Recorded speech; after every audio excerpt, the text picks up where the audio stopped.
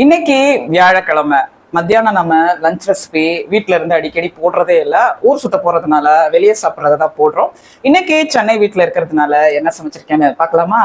ஊருங்கள்லயாவது கோடை மழை காத்து இதெல்லாம் பேஞ்சு சில்லுன்னு இருக்கு.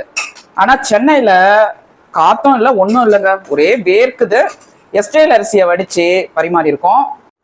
இங்க அடிக்கிற வெயிலுக்கு வழக்கம் போல வீட்லயே உரக்கி ஊத்துன தயிரை சர்வ் பண்ணிப்போம். ஊர்ல நண்டு வாங்கிட்டு வந்தவங்க அந்த நண்டை சாப்பிடக்கூடாதுன்னு நிறைய பேர் நீங்க கமெண்ட்ஸ் அனுப்பியிருந்தீங்க. எந்த நண்டை சாப்பிடலாம் எதை சாப்பிடலாம் நம்மளுக்கு தெரியாது. ஊர்ல விற்கிறாங்க, நம்ம வாங்குறோம்.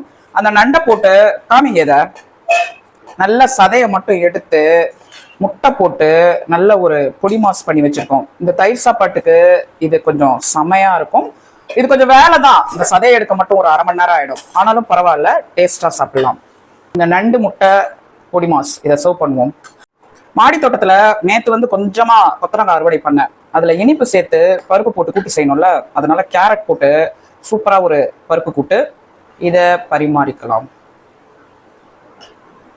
இன்னைக்கான லஞ்ச் ரெசிபி தயிர் சாதத்தோட தான் ஆரம்பிக்குது.